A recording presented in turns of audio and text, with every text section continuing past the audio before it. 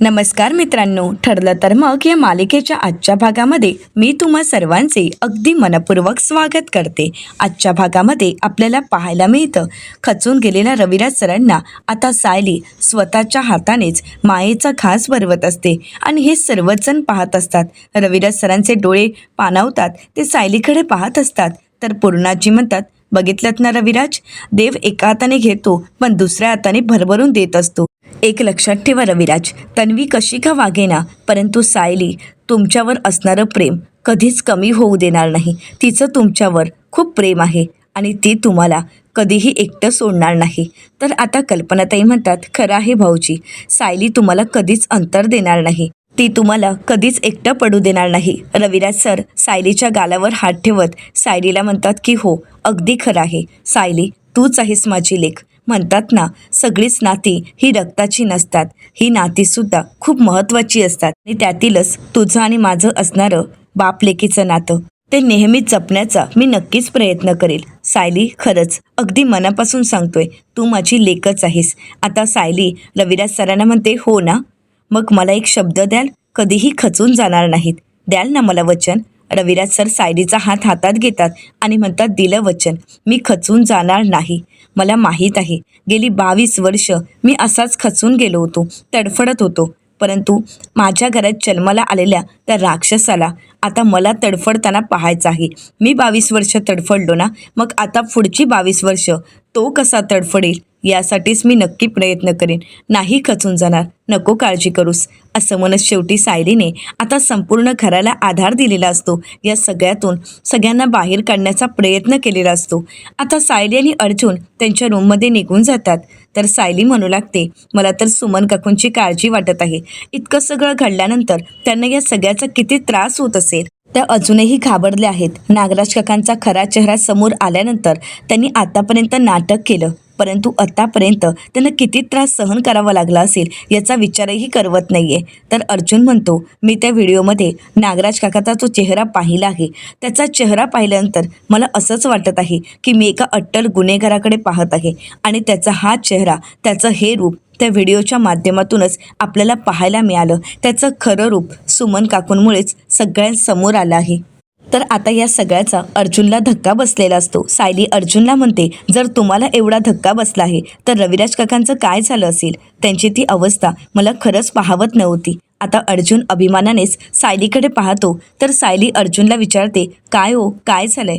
तर अर्जुन सायलीला म्हणतो, मगाशी तू ज्या पद्धतीने सिनियरला ज्या पद्धतीने या प्रसंगातून तू बाहेर काढलेस, त्याला खाऊ घातलेस, ते फक्त तूच करू शकतेस. तुझ्या व्यतिरिक्त हे कोणीही करू शकत नाही सायली.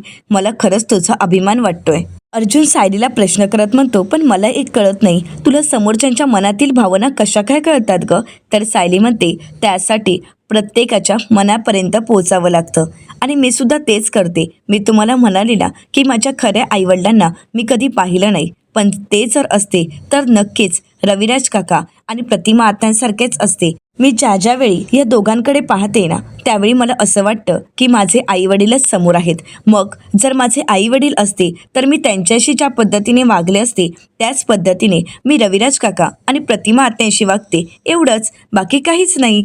आता सायलीने एवढी सहज नात्याची व्याख्या सांगल्यानंतर अर्जुन तिचं कौतुक करत म्हणतो, खरंच सायली, तू सुपर्ब आहेस. म्हणजे एखाद्या अशा प्रसंगातून कसं बाहेर काढायचं याची कला तुला अगदी बरोबर अवगत आहे. म्हणजे ते तुलाच जमू शकतं, बाकी कोणालाच नाही. पण खरं सांगू का, मी खरंच खूप लकी आहे की मला तुझ्यासारखी लाईफ पार्टनर मिळाली आहे आणि मी तुला नेहमीच जपून ठेवेन. आणि सगळ्यात महत्त्वाचं म्हणजे तू सिनियरला ज्या पद्धतीने या सगळ्यातून बाहेर काढलंयस ना, त्यानंतर मी पुन्हा एकदा तुझ्या प्रेमात पडलो आहे. म्हणजे तुझ्यावर माझं असणारं प्रेम कधी कमी होतच नाही. तर तुझं हे वागणं आणि सगळ्यांना आपलंसं करणं याने प्रेम दिवसेंदिवस वाढत जातं, एवढं मात्र नक्की. आता सायली आणि अर्जुन एकमेकांकडे पाहू लागतात. तर दुसऱ्या दिवशी सकाळी नेहमीप्रमाणे सगळ्यांना वेळेवर नाश्ता मिळावा यासाठी सायली आता किचनमध्ये कामाला सुरुवात करते. प्रतिमा आत्या पाहतात तर सायलीची किचनमधल्या कामांना सुरुवातही झालेली असते. प्रतिमा आत्या अभिमानाने सायलीकडे पाहत असतात. तर सायली आवाज देत म्हणते, बसा ना प्रतिमा आत्या, मी तुमच्यासाठी चहा घेऊन येते. असं म्हणत सायली आता प्रतिमा आत्यांसाठी चहा घेऊन येते. तर प्रतिमा आत्या सायलीला म्हणतात, सायली, मला तुला थँक्स म्हणायचं होतं. सायली विचारते कशाबद्दल? तर प्रतिमा आत्या म्हणतात, यांना तू ज्या पद्धतीने काल या सगळ्या प्रसंगातून बाहेर काढलंयस ना, त्यासाठी माझ्याकडे तर शब्दच नाही आहेत. मी तर यांना पहिल्यांदाच एवढं खचलेलं पाहिलं, पण तू त्यांना सावरलं, त्यांना खाऊ घातलं आणि या सगळ्या प्रसंगातून तू त्यांना अगदी अलगदपणे सावरलेस. सायली, खरं सांगू का, हे सगळं काही मला नाही जमलं असतं, पण तू ज्या मायेने त्यांना समजावलं त्याबद्दल मला तुला थँक्स बोलायचं आहे. सायली म्हणते, प्रतिमा आत्या, आपल्या माणसांना कोणी थँक्स बोलतं का? आणि सगळ्यात महत्त्वाचं म्हणजे रविराज काका मला मुलगी म्हणतात ना, मग एक मुलगी म्हणून मी माझं कर्तव्य पार पाडलं आहे, बाकी काहीच नाही. त्यामुळे प्लीज असे आभार वगैरे मानू नका. तर प्रतिमा आत्या सायलीला म्हणतात, तू तर मानलेल्या नात्यांची किंमत ठेवतेस सायली, आणि ज्यांच्याशी रक्ताचं नातं आहे त्यांनी काय केलं बघ. असं म्हणत प्रतिमा आत्यांना ते सगळे प्रसंग आठवत असतात आणि त्याचवेळी कल्पनाताई त्या ठिकाणी येतात. कल्पनाताई पाहतात तर प्रतिमा आत्या शांतच असतात आणि म्हणूनच कल्पनाताई त्यांच्या खांद्यावर हात ठेवत त्यांना म्हणू लागतात, काय झाले प्रतिमा? तर प्रतिमा आत्या म्हणू लागतात, जिने तिच्या नवऱ्याला ढसाढसा रडताना पाहिलं आहे त्या बायकोची अवस्था काय झाली असेल हे मी शब्दात नाही सांगू शकत. आणि कल्पना, हे तर आता आमच्या आयुष्यभराचं दुःख आहे. तर कल्पनाताई म्हणू लागतात, हे बघ प्रतिमा, असा विचारही करू नकोस, सगळं काही ठीक होईल. आणि नागराज भाऊजींनी जे काही केलं आहे त्यांच्या कर्माची, त्यांच्या गुन्ह्याची शिक्षा त्यांना मिळणारच आहे. त्यामुळे तू एवढा विचार नको करूस आणि स्वतःला त्रास करून तर अजिबातच घेऊ नकोस. जाऊ देत ना तो विषय, आता तो विषयही मनात आणू नकोस. बरं तू इथे बस, मी आणि सायली नाश्त्याचं बघतो. तर त्याचवेळी प्रतिमा आत्या म्हणतात, नाही कल्पना, थांब. अगं, मी आणि सायली आज नाश्ता बनवतो. कित्येक वर्षानंतर पुन्हा एकदा या किचनमध्ये वावरत असताना पूर्णाईंची शिकवण आठवते. पूर्णाईंनी याच किचनमध्ये मला जेवण बनवायला शिकवलं होतं, त्यामुळे पुन्हा एकदा या किचनमध्ये वावरताना खूप बरं वाटतं. आणि म्हणूनच सायली आणि मी आजच्या नाश्त्याचं बघतो. असं म्हणत प्रतिमा आत्या सायलीला म्हणतात, चल सायली. आता सायली आणि प्रतिमा आत्या दोघंही किचनमध्ये नाश्ता बनवण्यासाठी जातात. तर दुसरीकडे पाहायला मिळतं, तुरुंगात अगदी नागराज काका शांत पडलेले असतात. आता महिपत शिकरे त्यांना आवाज देत उठवतात आणि म्हणू लागतात, काय रे नाग्या, माझ्या प्रेमात वगैरे पडलास की काय? तर नागराज काका म्हणतात, तुझ्या आणि प्रेमात? अरे तू तर माझा दुश्मन आहेस, दुश्मन. तर महिपत शिकरे म्हणतात, नाग्या, अरे चुकतोयस तू, मी नाही आहे तुझा दुश्मन. अरे तुझी बायकोच तुझी दुश्मन आहे. अरे तू काय म्हणत होतास? माझी बायको अर्ध्या डोक्याची आहे, अर्धा मेंढोक आहे, तिला कवडीचीही अक्कल नाही. अरे पण त्याच तुझ्या बायकोने शेवटी तुला दगा दिला, तिनेच तुझा व्हिडिओ बनवला आणि शेवटी त्या सुभेदारापर्यंत पोहोचवला. असं म्हणत महिपत शिकरे हसू लागतात. तर नागराज काका म्हणतात, अरे वा, या तुरुंगात बसल्या बसल्या सगळ्याच खबरी असतात तुला. तर महिपत शिकरे म्हणतात, नाग्या, आपण तशी माणसंच सांभाळून ठेवली आहेत, तुला साधी तुझी बायको सांभाळता आली नाही. असं म्हणत महिपत शिकरे नागराज काकांना चांगलाच टोमणा मारतात. आता नागराज काका रागानेच महिपत शिकरेंकडे पाहत असतात. तर दुसरीकडे सुभेदारांच्या घरी आपल्याला पाहायला मिळतं, रविराज सर पुन्हा एकदा आपल्या केसच्या फाईल चेक करत असतात, सगळा अभ्यास पुन्हा एकदा करत असतात. तर त्याचवेळी अर्जुन त्या ठिकाणी येतो आणि रविराज सरांना आवाज देत म्हणतो, सिनियर, अरे हे काय आहे? हे तर तुमच्या अपघाताच्या फाईल आहेत ना, मग ते पुन्हा का तू बघत आहेस? रविराज सर म्हणतात, काही नाही, एक एक गोष्टी पुन्हा एकदा क्रॉस चेक करून बघतोय आणि या सगळ्यातून अनेक गोष्टींचा उलगडा होतोय, अनेक गोष्टींचे खुलासे होत आहेत, समोर बऱ्याच गोष्टी येत आहेत, एका एका गोष्टीचा नव्याने अर्थ लागतो आहे. तर अर्जुन म्हणतो, म्हणजे? तर रविराज सर म्हणतात, म्हणजे हेच की 22 वर्ष मी माझ्या मुलीला आणि माझ्या बायकोला शोधण्यासाठी वन फिरत होतो आणि नागराज मात्र माझ्याच घरात बसून हे सगळं काही बघत होता. हे बघ ना. असं म्हणत रविराज सर काही कागदपत्र आता अर्जुनला दाखवतात आणि म्हणू लागतात, हे बघ अर्जुन, यावरून स्पष्ट लक्षात येत आहे की आमचा अपघात झाला त्यावेळी तिथल्या लोकांनी ताबडतोब माझ्या खर्चांना कळवलं होतं. हॉस्पिटलमध्ये मात्र दुसऱ्याच नेण्यात आलं होतं आणि एवढं सगळं होऊनही नागराज मात्र दुसऱ्या दिवशी तिथे आला. म्हणजे मला एक सांग, जर आम्ही सर्वजण एकत्र होतो आणि नागराजही आमच्यासोबत होता तर मग नागराज तिथे ताबडतोब पोचायला हवा होता, पण तसं न होता नागराज दुसऱ्या दिवशी मला पाहण्यासाठी आला होता. हे कसं शक्य आहे सांग ना. आणि हे बघ ना, या ज्या नोंदी आहेत. असं म्हणत आता रविराज सर एक एक डॉक्युमेंट अर्जुनला दाखवत असतात आणि ज्यावेळी अर्जुन आणि रविराज सर ते सगळे डॉक्युमेंट पुन्हा एकदा चेक करतात त्यावेळी त्यांना या गोष्टीचा खुलासा झालेला असतो की हो, खरंच हे सगळं काही नागराज काकांनीच केलेलं आहे. आणि या सगळ्यामुळे रविराज सरांना खूप त्रास होत असतो आणि रविराज सरांचा त्रास पाहून अर्जुनला खूप वाईट वाटत असतं. तर दुसरीकडे जेलमध्ये महिपत शिकरे नागराज काकांना म्हणतात, काय मग नाग्या, आत्तापर्यंत तूच म्हणत होतास ना की माझी बायको मूर्ख आहे, पण त्याच मूर्ख बाईने तुला थेट इकडचा रस्ता दाखवला आहे. काय रे नाग्या, आत्तापर्यंत माझ्यासमोर शहाणपणा करत होतास ना, काय ती माझ्यासमोर नाटकं करत होतास? महिपत, माझ्या लाडक्या सुमनला कुठे ठेवलंय सांग ना. माझ्या सुमनला का त्रास देतोयस? तुला तुझ्या मेलेल्या मुलीची शपथ आहे, माझी सुमन कुठे आहे? तू माझ्या सुमनला का किडनॅप केलंयस? काय रे नाग्या, माझ्या मुलीची शपथ घालत होतास का? पण माझी मेलेली मुलगी तिथेच आहे. पण तू मात्र आता आयुष्यभर जेलमध्ये सडणार आहेस. आता तुला कोणीही वाचवणार नाही, कोणीही बाहेर काढणार नाही, तू असाच सडणार आहेस. आता मात्र महिपत शिकरेंचे हे शब्द ऐकल्यानंतर नागराज काकांना खूप राग येतो. ते महिपत शिकरेंच्या अंगावर धावून जाण्याचा प्रयत्न करतात, परंतु त्यांना या गोष्टीचं भान नसतं की आता आपण तुरुंगाच्या चौकटीत आहोत. नागराज काका खूप चिडलेले असतात. ते महिपत शिकरेंना म्हणतात, महिपत, तुझं तोंड बंद ठेवायचं. मी इथे जेलमध्ये सडतोय, मग तू काय करतोयस? तू काय इथे दारू ढोसायला आलायस का?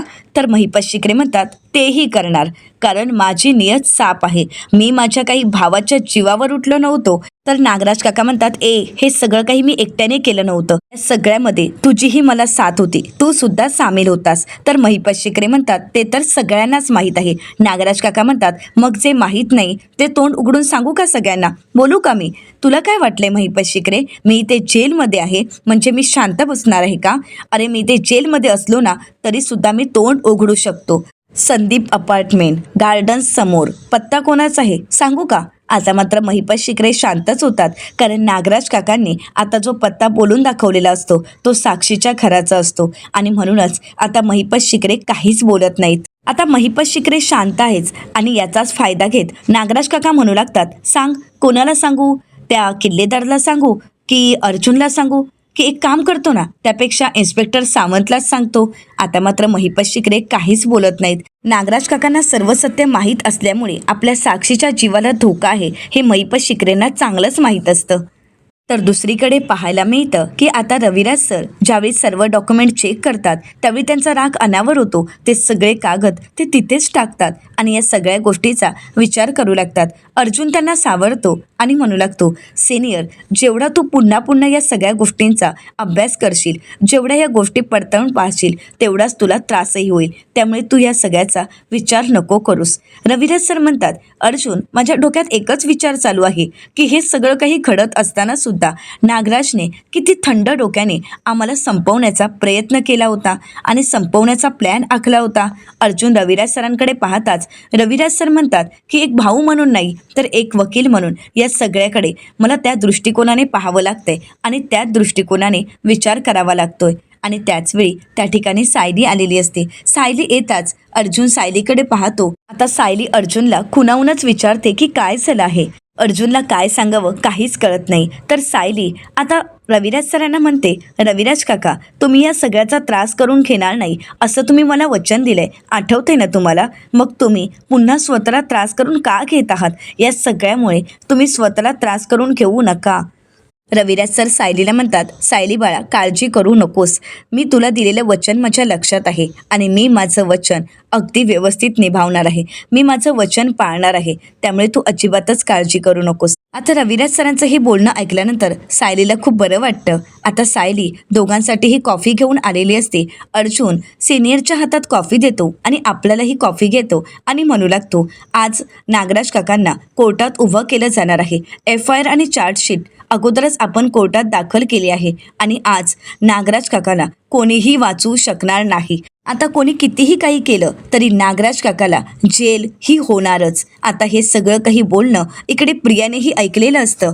प्रिया मनातून खुश होते आणि मनाशीच म्हणू लागते की बरं झालं की आता हे दोघेही जेलमध्ये सडणार आहेत. एकीकडे महिपत शिकरे अगोदरच जेलमध्ये आहे आणि आता तर हा किल्लेदार आणि अर्जुन दोघेही मिळून महिपत शिकरेसोबतच त्या नागराजलाही जेलमध्ये आयुष्यभरासाठी ठेवणार आहेत. म्हणजे माझ्यासाठी तर हे बरंच आहे. म्हणजे दोघंही आता माझं काहीच वाकडं करू शकणार नाही. पण या दोघांनी जर तोंड उघडलं तर पण नाही, साक्षीसाठी महिपत शिकरे शांत राहणार आहे. पण नागोबा, त्याची तर आता फणा ठेचायलाच हवी असं म्हणत आता प्रिया विचार करू लागते की आता काय करावं. तर दुसरीकडे पाहायला मिळतं सायली अर्जुन आणि रविराज सरांना विचारते की आपण कोर्टात जायला कधी निघायचं आहे. तर अर्जुन म्हणू लागतो कोर्टात जाण्या अगोदर आम्हाला पोलीस स्टेशनला जावं लागेल, त्यामुळे आम्ही पोलीस स्टेशनमध्ये जाऊ आणि त्यानंतर कोर्टात येऊ. तर सायली तू आणि सुमन काकू तोपर्यंत पुढे कोर्टात जा.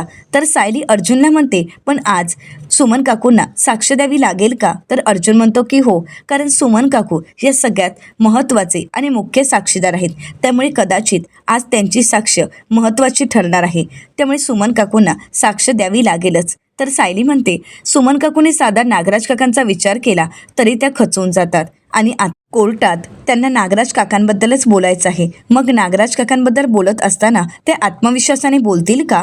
आता हा प्रश्न ऐकताच अर्जुन आणि रविराज सरांना खूप टेन्शन आलेलं असतं. त्यांनाही सायलीचं बोलणं पटत असतं. सायली म्हणू लागते मला नाही वाटत की सुमन काकू अगदी आत्मविश्वासाने आपला मुद्दा कोर्टासमोर मांडू शकतील. अर्जुन म्हणतो हे अगदी खरं आहे आणि म्हणूनच अर्जुन रविराज सरांना म्हणतो सिनियर आपण एक काम करूयात का, सुमन काकूंची तयारी करून घेऊयात का, म्हणजे कोर्टात काय बोलावं लागेल कसं बोलावं लागेल हे सगळंच त्यांना आपण अगोदरच सांगून ठेवलं तर खरंच खूप बरं होईल. तर आता रविराज सर म्हणतात हो ते तर आपल्याला करावंच लागेल. अर्जुन सायलीला म्हणतो सायली तू एक काम कर, सुमन काकूंना घेऊन आपल्या रूममध्ये वरतीच ये. असं म्हणत आता अर्जुन आणि रविराज सर आता रूममध्ये निघून जातात. अर्जुन म्हणू लागतो सायली आता सुमन काकूंना घेऊन येतच असेल, आता आपल्याला सुमन काकूंना कोर्टात काय बोलावं लागेल कसं बोलावं लागेल, नागराज काकांनी केलेले गुन्हे सगळ्यांसमोर कसे सांगता येतील या सगळ्याची तयारी करून घेणं खूप महत्त्वाचं आहे. आणि आता आपण सुमन काकूंची तीच तयारी करून घ्यायची आहे आणि तेच तिला समजवायचं आहे. पण हे सर्व आपण घरच्यांसमोर केलं असतं तर तिला खूप वाईट वाटलं असतं. तर अर्जुनला रविराज सर म्हणतात अगदी बरोबर आहे, आपण सुमनला समजावू, परंतु एक गोष्ट पण आहे की नागराजचा वकील त्याला सोडवण्यासाठी नक्कीच प्रयत्न करेल. त्यासाठीच आपल्याला सुमनची साक्ष महत्त्वाची ठरणार आहे आणि सुमनची तयारी अगदी नीट आणि व्यवस्थित होणं खूप गरजेचं आहे. आता अर्जुन पुन्हा एकदा केसची फाईल नीट तपासून पाहत असतो आणि त्याचवेळी रविराज सरांचं लक्ष सायली अर्जुनने बनवलेल्या चार्टकडे जातो. अर्जुन पाहतो तर रविराज सर तो चार्ट पाहत असतात. अर्जुन त्यांना विचारतो सिनियर काय झालं. रविराज सर म्हणतात तू अजूनही असे चार्ट बनवतोस का. रविराज सरांना या प्रश्नाचं उत्तर देत अर्जुन म्हणतो की हो सिनियर, तूच तर मला शिकवलंयस आणि हो पण हा चार्ट मी नाही तर सायलीने बनवला आहे. रविराज सर म्हणतात तुम्ही दोघंही अगोदरपासूनच या केसवर काम करत होता, परंतु नागराजच्या विरोधात कोणताही पुरावा नव्हता आणि म्हणूनच नागराज मोकाट सुटला होता, मोकळा श्वास घेत होता. आता अर्जुन म्हणतो पण आता नाही, आता काही झालं तरी त्याला त्याच्या गुन्ह्याची शिक्षा मिळायलाच हवी, तू बस ना सिनियर. असं म्हणत अर्जुन आता रविराज सरांना बसायला सांगतो. तर इकडे सायली सुमन काकूंना घेऊन त्यांच्या रूममध्ये आलेली असते.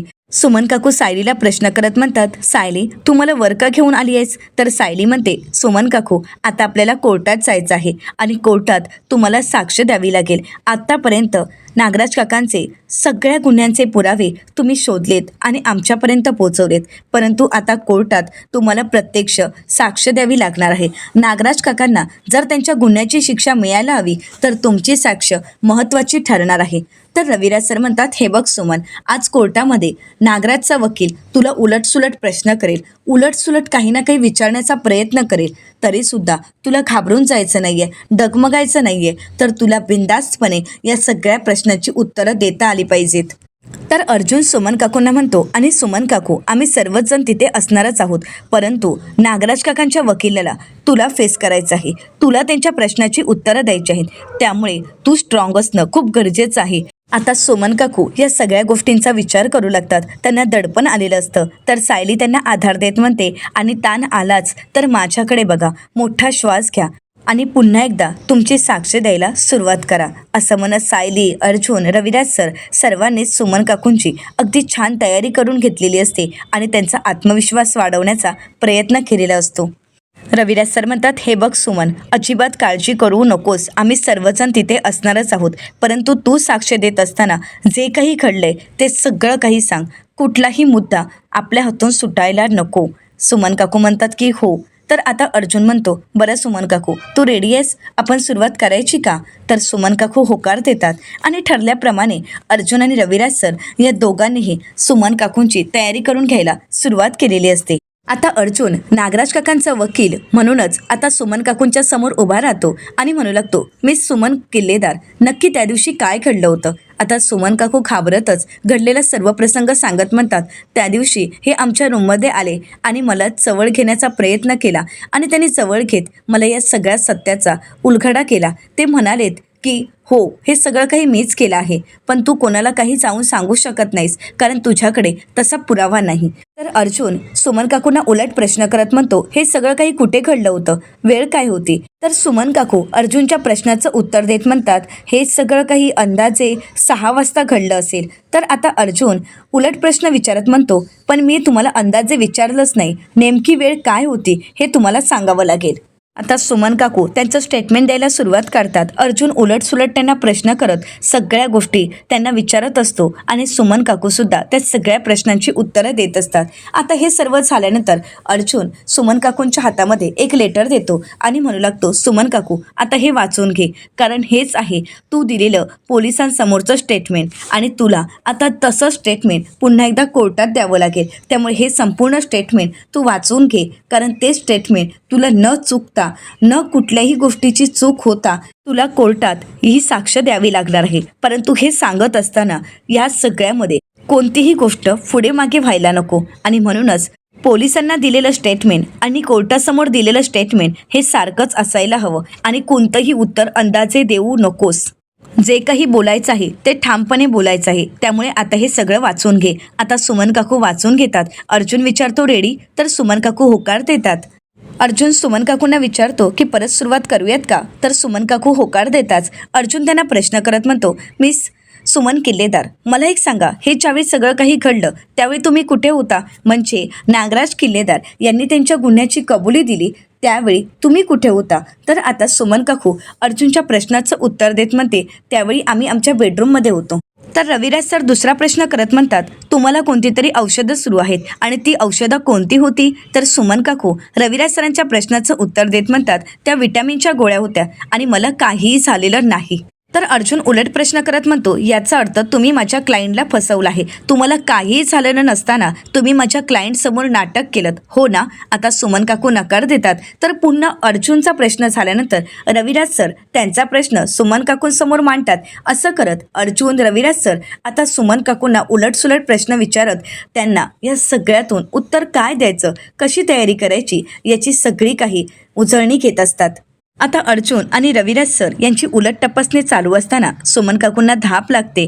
त्यांना या सगळ्यातून थकवा जाणवतो. सायली म्हणते, नाही सुमन काकू, आपल्याला थकायचं नाहीये. तुम्हाला जर त्रास होत असेल तर थोडा वेळ शांत व्हा, पाणी प्या आणि पुन्हा एकदा तुम्ही तुमची साक्ष द्यायला सुरुवात करा, कारण आपल्याला आता या सगळ्यातून माघार घ्यायची नाहीये. त्यामुळे आता लढायचं आहे, रडायचं नाही. आता कोर्टात कसं स्टेटमेंट द्यायचं हे सायलीसुद्धा सुमन काकूंना समजावत सांगत असते. सायली सुमन काकूंना म्हणते, आपण बोलत असताना डोकं शांत ठेवायचं आणि शांत डोक्यानेच आपल्यासमोर असणाऱ्या वकिलांची आपण त्यांच्या प्रश्नाची उत्तरं द्यायची आहेत. अर्जुन म्हणू लागतो आणि सुमन काकू सगळ्यात महत्त्वाचं म्हणजे तिथे नागराज काकाला बघितल्यानंतर तुला थोडी भीती वाटेल आणि नागराज काकाकडे बघून तुला स्टेटमेंट देता येणार नाही आणि तसं जर होत असेल तर तू नागराज काकाकडे पाहूच नकोस. तू एक काम कर, तू जज साहेबांकडे पहा आणि सगळ्या प्रश्नाची उत्तरं दे. रविराज सर म्हणतात, तुला उलटसुलट प्रश्न विचारले जातील, परंतु जोपर्यंत तुला प्रश्न विचारला जात नाही तोपर्यंत तू उत्तर देऊ नकोस आणि जो प्रश्न विचारला आहे तेवढंच उत्तर दे, अतिरिक्त काही बोलू नकोस. असं म्हणत सर्वांनीच आता सुमन काकूंची छान तयारी करून घेतलेली असते. अर्जुन म्हणू लागतो, पुन्हा एकदा तयारी करूयात का? तर सुमन काकू म्हणतात, चालेल, मी नक्कीच प्रयत्न करेन. तर येणाऱ्या पुढील भागामध्ये आपल्याला पाहायला मिळतं, इन्स्पेक्टर सावंत अर्जुनला म्हणू लागतात, 2 दिवसापूर्वी महिपत शिकरे यांना भेटण्यासाठी एक लेडीज वकील आली होती. आता अर्जुन एंट्री पाहतो तर त्यामध्ये विशाखा प्रभू अशी एंट्री असते. अर्जुन आता चैतन्याला म्हणतो की विशाखा प्रभू नक्की आहे तरी कोण जी महिपत शिकरेला मदत करू इच्छिते? तर दुसरीकडे कोर्टात आता अर्जुन महिपत शिकरेंना प्रश्न करत म्हणतो, आता तुम्हाला कोर्टासमोर हे सांगायचं आहे की रविराज किल्लेदार यांच्या फॅमिलीला मारण्याची सुपारी तुम्हाला कोणी दिली होती? आता महिपत शिकरे नागराज काकांकडे पाहतात, परंतु साक्षीची भीती आणि साक्षीचा जीव वाचवण्यासाठी महिपत शिकरे शांतच राहतात. अर्जुन पुढे म्हणतो, माझे पुरावे अजूनही संपले नाहीत. असं म्हणत अर्जुनने आता सुमन काकूंच्या समोर नागराज काकांनी आपल्या गुन्ह्याची कबुली दिलेली असते तोच व्हिडिओ कोर्टासमोर सादर करतात. आता हा व्हिडिओ कोर्टासमोर सादर केल्यानंतर पुढे नक्की काय घडेल हे पाहणं अतिशय रंजक ठरणार आहे. मित्रांनो, अशाच मालिकांचे नवनवीन अपडेट पाहण्यासाठी चॅनलला नक्कीच सबस्क्राईब करा आणि आजचा व्हिडिओ तुम्हाला कसा वाटला हे कमेंट करून नक्कीच कळवा. आजचा हा व्हिडिओ तुम्हाला आवडला असेल तर व्हिडिओला लाईक करायलाही विसरू नका. व्हिडिओ पाहिल्याबद्दल तुम्हा सर्वांचे अगदी मनपूर्वक धन्यवाद.